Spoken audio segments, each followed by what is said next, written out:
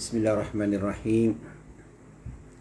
Alhamdulillahi Rabbil Alamin.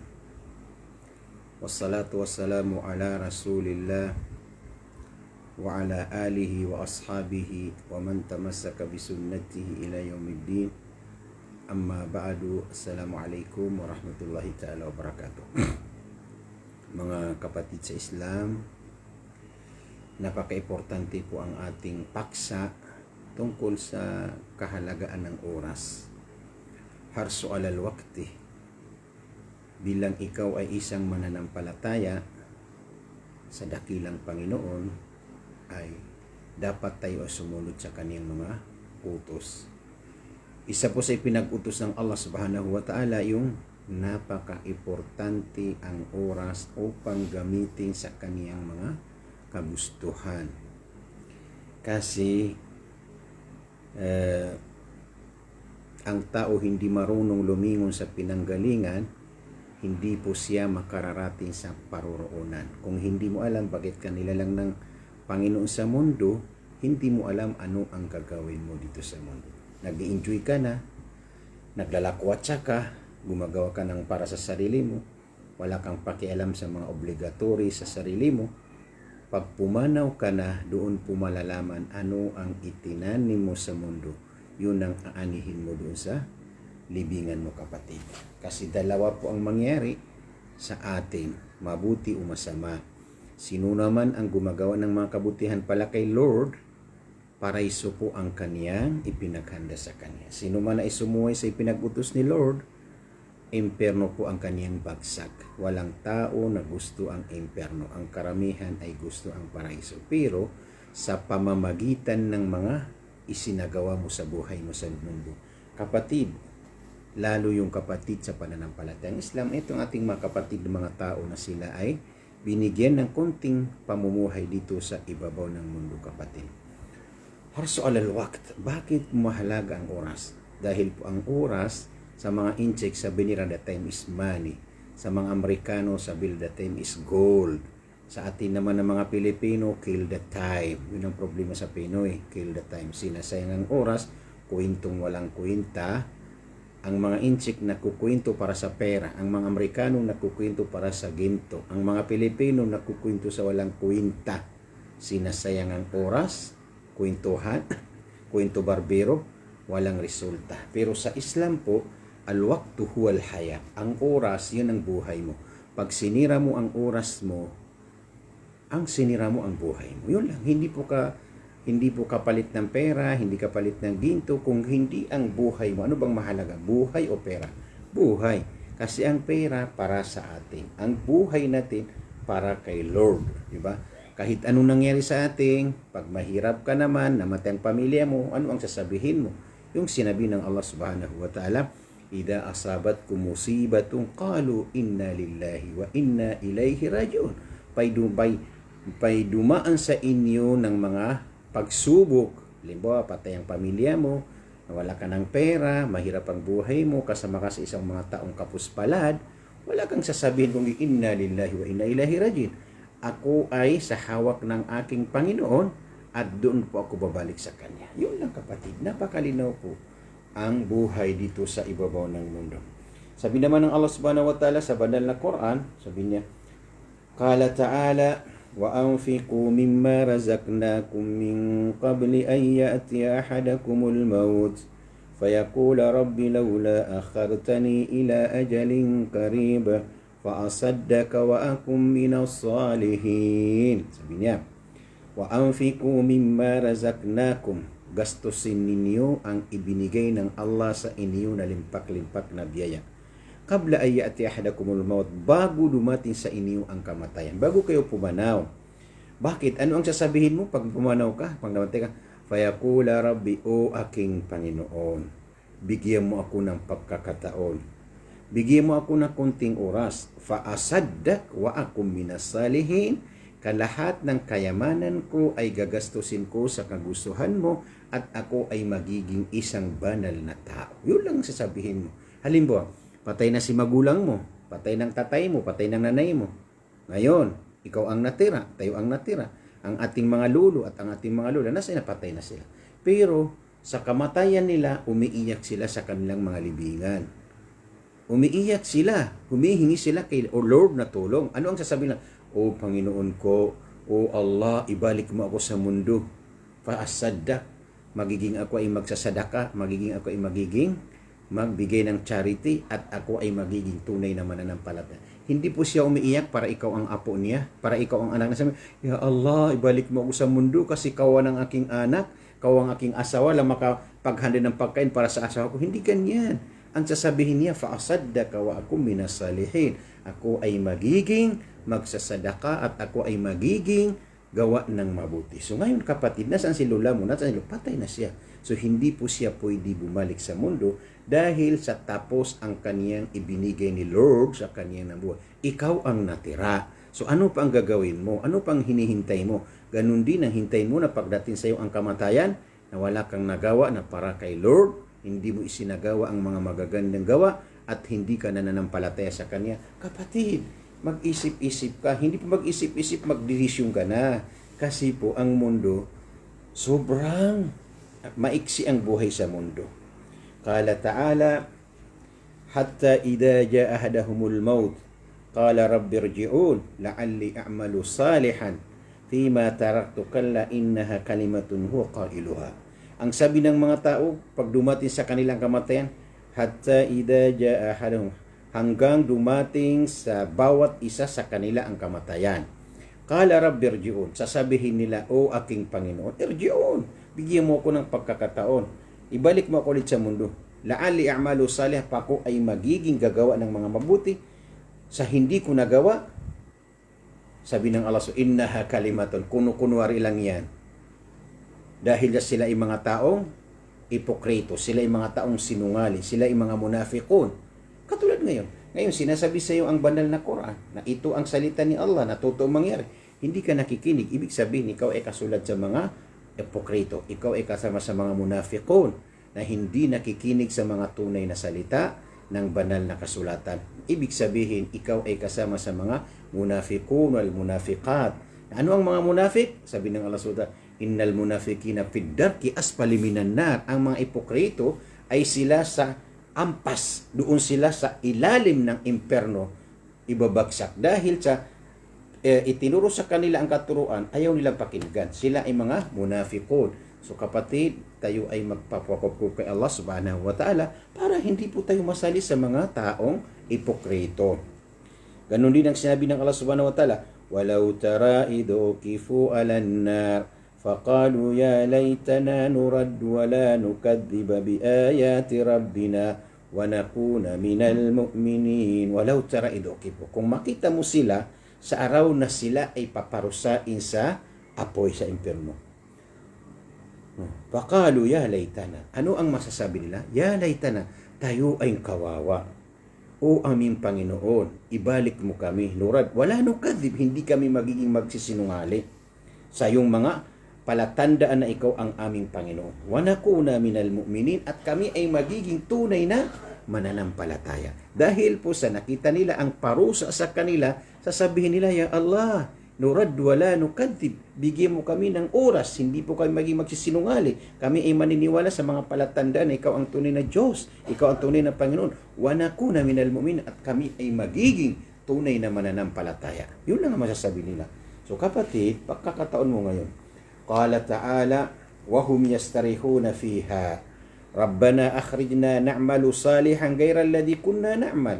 Sa araw na sila ay umiiyak sa parusa sa impyerno, sasabihin nila, Akhrijna, Ya Allah, ilabas mo kami. Na'mal salihan, gumawa kami ng mga kabutihan. غَيْرَ الَّذِي كُنَّا نَعْمَلُ, hindi aming ginawa sa naunang mga masasamang aming ginawa. Dahil kapatid, sa tapos na, sabi ko, ngayon, pagkakataon. Pag pumanaw ka, wala ka pang pag-asa. Katulad ng ating mga magulang, namatay po sila, wala sila pang pag-asa na ibalik ulit sa mundo. Tapos na. Kasi ang formula sa mundo, pag binuhay ka ng Allah, bibigyan ka ng pagkakataon, pwede 50 days, pwede na 60 days, babalik ka ulit sa Kanya. Sabi ng Allah, Allahu akhrajakum min butuni ummahatikum. Tayo ay nilabas ng Allah sa ating mga magulang. Wala tayong kaalam-alam. Pangalawa, alladhi khalaqakum thumma yumitukum thumma yuhyikum thumma ilayhi turja'un. Sabi ng Allah subhanahu wa ta'ala, ako ay lumikha sa inyo. Ako ay bumuhay sa inyo. Sabi ng Allah subhanahu wa ta'ala. Thumma yumitukum, pag kayo ang binuhay, mamamatay kayo ulit. Thumma yuhyikum, pag tayo ay namatay, pag tayo ay pumanaw, ano ang pangatlo? Thumma yuhyikum, sa araw na tayo pumanay, bubuhayin po tayo ulit ng Allah subhanahu wa ta'ala. Wa ilayhi turja'un, na tayo ay magbabalik sa ating Panginoon. Na ang tao hindi marunong lumingon sa pinanggalingan, hindi po siya makararating sa paroroonan. Kapatid sa pananampalatayang Islam. MashaAllah, tabarakallah. Al-hirsu alal waqti, al-istidadu lil akhir.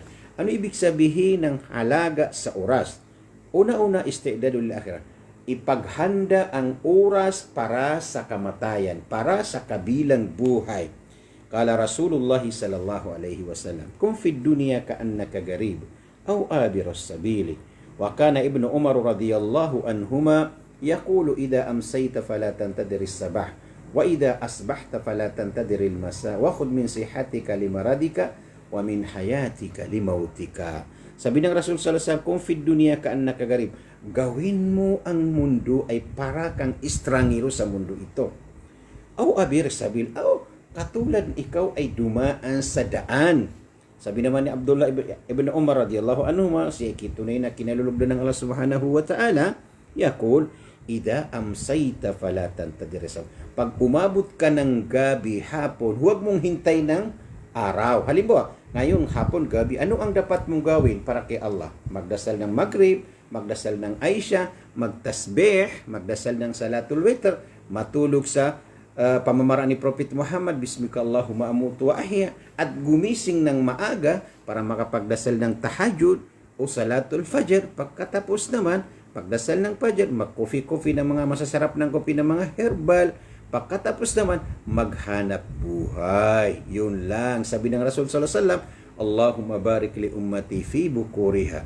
Ikaw ang aking sister na ipinalangin ni Prophet Muhammad na sa, "O Allah, bigyan mo ng baraka ang aking umma na sila ay maagang-maaga maghanap buhay." Pagkatapos ng hanap buhay, abot ka ng luhur, magdasal ka ng luhur, mga sunat. Pagkatapos naman, kung ng luhur, pwede ka na magkailula ng konti, matulog ng konti, hanggang asar. Pagkatapos ng asar, magdasal ka ng asar. Ganon din, tuloy-tuloy pa rin ang trabaho mo para sa hanap buhay hanggang sa pagdasal ng Maghrib. Yun ang sabi niya, pag abutan ka ng gabi, huwag mong hintay ng araw. Pag abutan ka ng araw, huwag mong hintay ng gabi. Ano ang magagawa mo ng mga kabutihan?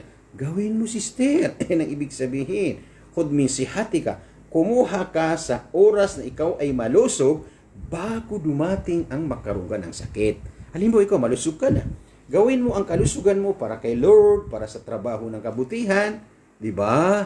Huwag mong sayangin ang oras sa kwentong walang kwenta. Ng karamihan ng tao ay nagkukwento sa walang kwenta. Sinasayang ang oras sa walang resulta. Yun ang karamihan ng tao. Huwag kang ganyan. Kailangan mo, khudh min sihatika bilang ikaw ay malusog na babae, malusog na lalaki, gamitin mo sa kagustuhan ng Allah subhanahu wa ta'ala. Maghanap ka ng pera. Bakit mo kailangan tayo maghanap ng pera? Kasi marami tayong pangarap sa buhay. Ano ang pinakamalaking pangarap natin sa buhay? Una-una po, para makapag-export tayo, para makapag-umrah po tayo sa Ramadan, para makapagbigay tayo ng zakat, para po makapagbigay tayo ng charity sa ating mga minamahal na pamilya na makapuspalad.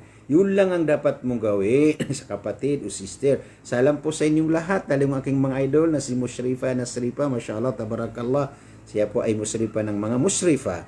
At salam pa rin kay Aki Wakil Tagur. Assalamualaikum kapatid. At salam kay Hayati Parhati, mashallah, tabarakallah. Malapit ng at Ramadan. Mag-Ramadan po tayo sa Makkah Mukarramah para po tayo ay masaya upang isagawa natin doon ang tunay na mga amalus salihat na tindi sa 10 huling sa buwan ng Ramadan. Nandyan ang tinatawag na Laylatul Qadr.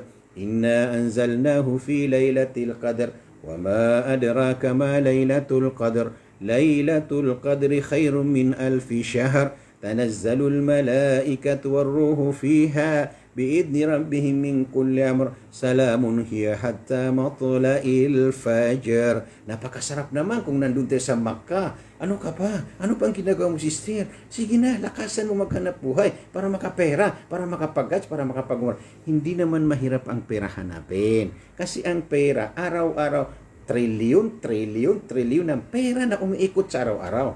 Ikaw, bakit walang umiikot sa'yo ng pera?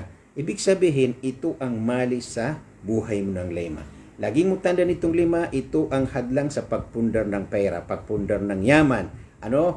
Tamad. Pag ikaw ay tamad, wala kang pangarap sa buhay. Kailangan umiwas ka sa katamaran. Ang katamaran ay kapatid ng kagutuman. Ang kasipagan ay kapatid ng kaperahan. Di ba ganyan? Anong pangalawa? Pangalawa po, kailangan ikaw ay isang tao walang takot at madiskarte sa buhay. Kailangan tayo ay madiskarte sa pera. Paano tayo kumita ng milyon, pataas, yun ang diskarte. Huwag kang magiging matakotin sa tao kasi ang pera, transaction sa mga tao yan. Pag hindi ka madiskarte, paano ka kukita ng pera? Wala kang diskarte. Pangatlo po na hadlang sa pagpundar ng pera, ano yun?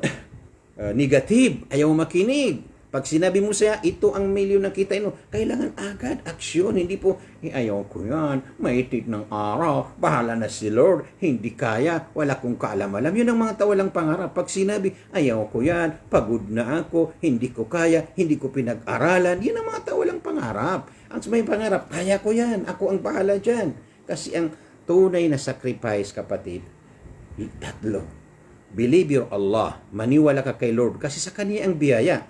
Office sama, rizqukum wa ma tu'ad. Yung sabi ng Allah, ang biyaya ay nasa langit yun. Pagkatapos ka maniwala kay Lord, believe yourself. Kailangan maniwala ka sa sarili mo. Huwag kang umasa sa iba.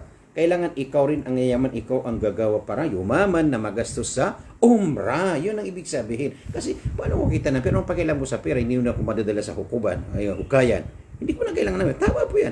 Hindi tayo magpera-pera para po sa sarili. Magpera-pera po tayo para po magamit natin sa mga kagustuhan ni Lord.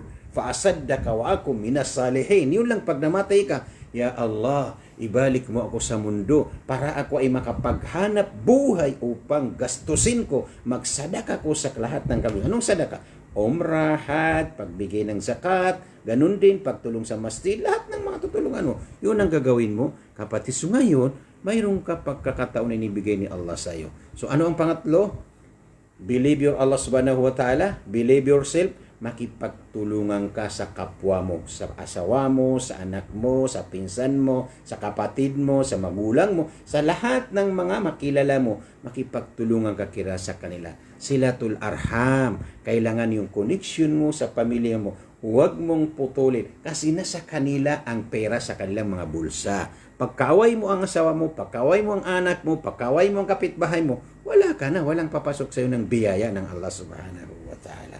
So pang-apat po, matiisin ka sa lahat ng dadaan sa iyo ng mga pagsubok, kapatid, sa pananampalatayang Islam. Yun lang po. So, okay. Hadlang sa pagpundar ng yaman, ano po yung kapatid? Una-una, katamaran. Pangalawa, kanigatibuhan. Pangatlo po, matakotin. Pang-apat, bad habit, masamang ugali. Yun lang. Huwag kang magiging masamang ugali. Ang tingin mo sa lao, tutulungan mo sila. Kasi pag tinulungan mo ang kapwa mo, sila po ay tumutulong sa iyo rin. Ano ang pangalima? Nang kalaban mo ay tinatawag na arrogant, takabur. Pag ikaw ay takabur, walang resulta ng buhay mo. Kapatid, mashallah, salam ki sister Umu ng mananampalataya na si Mu Ashraf Alib, mashallah, at salam ki Umu Jawadi Rampa Mangundakan. Assalamualaikum sa inyo at salam ki Kamalia Laut, mashallah, nasa Quezon City po. So okay po, maraming salamat po sa inyong panonood sa ating programa tungkol po sa panguyat sa ating mga sarili upang isagawa natin na ang buhay sa mundo ay temporary lamang. So kailangan araw-araw sacrifice. Walladina jahadu fina lanahdiyannahum subulana. Yun ang sinabi ng Allah. Sino man sa inyo ay tunay na nagsasakripisyo sa akin, ay siya po ay igagayad ko sa tamang guide. So kailangan po yung kapatid sa pananampalatayang Islam. So okay, maliwanag po yun. Ano pang sinabi niya? Ganito po. Kala ta'ala, itong napaka-importante. Kala ta'ala, Ya qawm, innama hadhihi alhayatud dunya mata'un wa innal akhirata hiya darul qarar. Tandaan mo ito kapatid, sinabi ni yung mga ambiya sa kanilang kaum na ito ang ipinaliwanag ni Allah kay Prophet Muhammad sallallahu alaihi wasallam. Ya kaum, o aking kaum, o sangkatauhan, innama hadhihi dunya, ang mundo ito ay hayatul mata. Ang ibig sabihin, sandali lang tayo sa mundo ito. Mata. Enjoyment lang ang mundo. Pero hindi tayo manatili. Wa innal akhirata hiya darun. Ang kabilang buhay, yun ang tunay ng ating tirahan. Bakit ka pa kapatid? Sinasayang ang oras mo sa mundo. Pinabayaan mo ang buhay mo. Ngunit ang mundo ay mata. Wal akhiratu darul qarar. Ang kabilang buhay, pag namatay ka, yun ang manatiling buhay. Pag ginawa mong masama, diretso ka sa imperno. Wala ka pang pag-asa na makapasok ka ng paraiso. Pag ikaw ay nananampalataya kay Lord at gumawa ng mabuti, doon ka na diretso sa paraiso. Yun ang sinabi ng ambiya. Ya qawmu innama hadihil hayatu dunya mata'un wa innal akhirata hiya darul qarar. Yun lang ang mga tao may otak. Yun ang mga tao na may tunay na isip. Sabi ng Rasul sallallahu alaihi wasallam, al-qaysu man dana nafsahu wa amila lima ba'da al-maut wal ajizu man ittaba'a nafsahu hawaha wa tamanna 'ala Allahil amaniy. Ang taong matinong, matalinong tao, hindi po nakakuha ng mga mga plaka presisyon, hindi po yung mga tao na mga cum laude sa mundo yun. Ang tunay na matino na yung ang kaniyang pinaghandaan yung sa kaniyang hukayan, libingan. Ang taong bubo, ang taong bastos, ang tao walang pangarap sa buhay, yung tao na kaniyang pinaghandaan yung kaniyang sarili sa mundo. Ngunit sabi na, gusto kong paraiso, gusto kong makapasok ng paraiso. Pero hindi niya ginagawa ang daan patungo sa paraiso ng Allah subhanahu wa ta'ala. Sila ay mga taong bubo, sila ay mga taong bastos. Kasi binastos sila ang kautusan ng Allah subhanahu wa ta'ala. So kapatid, huwag kang mag-isip-isip, decision agad. Kailangan tuparin mo ang mga ipinaputos ni Allah subhanahu wa ta'ala. Kala Rasulullah sallallahu alaihi wasallam, mali walid dunya, ma ana wad dunya, innama mathali wa mathalud dunya karakibin, dhalla tahta syajaratin thumma raha wa taraka. Sabi ng Rasul sallallahu ang mundo ito, ako ay parang sumakay ng kabayo na dinaanan ko itong puno ng kahoy, ay huminto ako sa ilalim ng puno.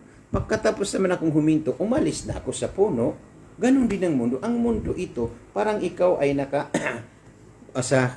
sumilong sa silungan ng malaking kahoy, kabuhay. Tapos, iwanan mo ang mundo. Wala naman ang matitira sa'yo. Pinanganak tayo sa mundo, wala tayong kaalaman. Aalis tayo sa mundo, wala tayong madadala sa hukayan. So kapatid, huwag mong sayangin ang oras sa walang resulta. Malinaw po. Ano ang sinabi ni Isa alayhi salatu wasallam? Jesus Christ, na ito ang sinasamba ng mga Kristiyano. Sabi naman ng Kristiyano, Jesus Christ, Maria, Ina ng Diyos, aming Diyos, patawarin mo kami sa aming mga kasalanan. Mali talaga yan. Kasi kinila ng mga Kristiyano si Jesus. Siya daw ay Diyos na anak ng Diyos na literal. Hindi po siya anak ng Diyos. Siya ay tao na ipinanganak ni Mama Mary, walang kinasasangkutan ng lalaki, at siya rin ang propeta ng Diyos. Sabi ni Jesus sa mga angkan ng Kristiyano, ito ang buhay na walang hanggan na ikaw ay makilala nila. Nag-isang tunay na Diyos sa makatuwid bagay. Ako na si Kristo na isinugo. Yun ang totoo. Siya isinugo sa angkan ng Israel. Ito ang sinabi niya. Ito ang wasiyat ni Jesus Christ. Min wasiyati Nabiyullah Isa ibn Maryam alayhi salatu wassalam. Ito ang payo ni Jesus Christ na tunay. Sabi niya, na anak ni Mama Mary, ya qawmi, u'buruha wa la ta'muruha. O aking kaum, sangka ng Israel, u'buruha, dumaan po kayo sa mundo. Wala ta'muruha, at huwag kayo magtayo ng bahay ninyo sa mundo. Kasi po, pag tumayo ka ng bahay mo sa mundo, iiwanan mo, di ba? Ang mundo. Pag iniwanan mo ang mundo, wala nang resulta. Mashallah, tabarakallah, salam ki James Sharif, assalamualaikum, alaykum, musta? Okay naman, mabait naman ako at saka masaya na ako.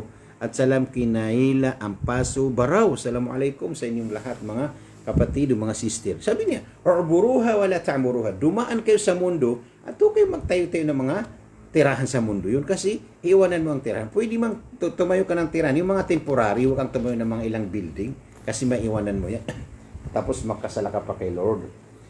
Ano ang sinabi ni Ali bin Abi Talib tungkol sa mundo ito? Sabi ni Ali bin Abi Talib radhiyallahu anhu, inna dunya qad irtahalat mudbiratan wa innal akhirata qad irtahalat muqbilatan wa likulli minhuma banunu fakunu min abna'il akhirah wa la takunu min abna'id dunya fa innal yawma amalun wala hisabun wa gadan hisabun wala amal. Sabi ni Ali bin Abi Talib, ang mundo ay tumatakbo na matatalikuran. Matatalikuran nating mundo. Ang kabilang buhay ay tumatakbo na doon po tayo nakaharap. Bawat isa sa itong dalawa may mga pamilya.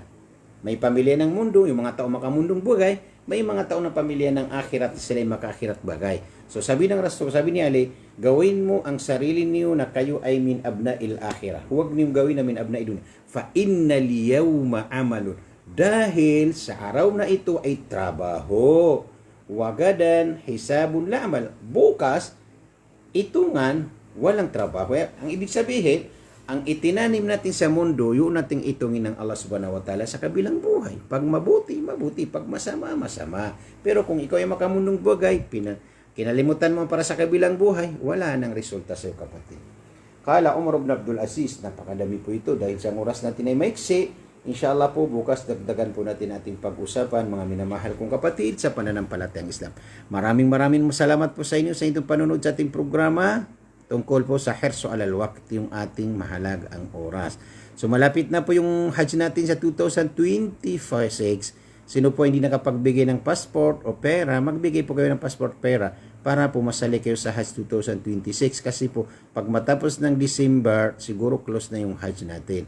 Di kawawa ang kapatid natin na mag-umrah at saka ganun din sa Ramadan. Sino po mag-Ramadan sa umrah, kailangan po magbigay tayo ng pera. Magkano po? 180,000 po bawat isa sa umrah sa Ramadan. Kung makabigay kayo ng maaga. Pero pag malapit na yan, hindi ko alam kung tataas pa ang bayad sa umrah. Pero huwag kang maalagala sa bayad sa umrah.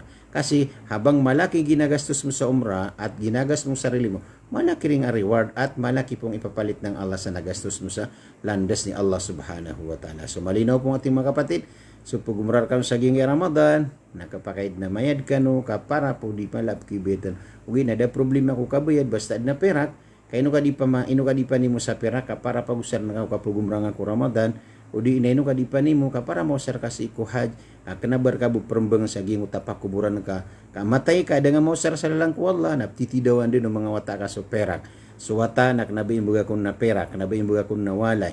Ay imbaga kakwata akan na ilmo sa kapakaperakian nagukapakambulay niyan. Saka na so perak ka, agus walayin ka, napanggasto na ka sa lalang ko wala ko. Da nga pa nakapatay, kanabati ka, ino ako di promasay ka matay ako, naging kaya mga walay ka na para sa mga wata kan, yung mga sibing account ka na para sa mga wata ka na. Mali talaga yan. Pandid ni kapatay nga naptitidawan ni Ranay, siksar ka sa gingot ha, pakuburan, gina ni kalidamaran na mamiyatay, napititidawan ng mga watay ang sutamukiran, inaon na miyatay ka, naipsiksar ka sa gingot yung manan niya na kubur, na misusunto ka sa mga wata ka, na daabara ka gingot na kinibagan ka sa gingot wata mo, kagiya ay kapanamo ka nanti ka na ba pa, so pirak na ipaginjoy, anton ipaginjoy nun, simba ko Allah, na gusto mga pipiapangan ng kanapkakan kasangga dunia, kanabaga di ipuripot, poripot, o kidnap ka nga sa pater na mapitan na pater na isagawin na pater kung malakay perak na mga kumanasi kung mga 5-star hotel karon kapag usaraso kasukat ka aso-aso at ka ko Allah subhanahu wa ta'ala. Malinaw po o hindi po malinaw? O bahala kayo kung ano pakinggan aking pinaliwanag sa inyo. Basta ang importante, nagbigay ko ng payo sa atin, ang Allah ay ang sa atin ang gawa, sa Allah ay awa. Assalamualaikum.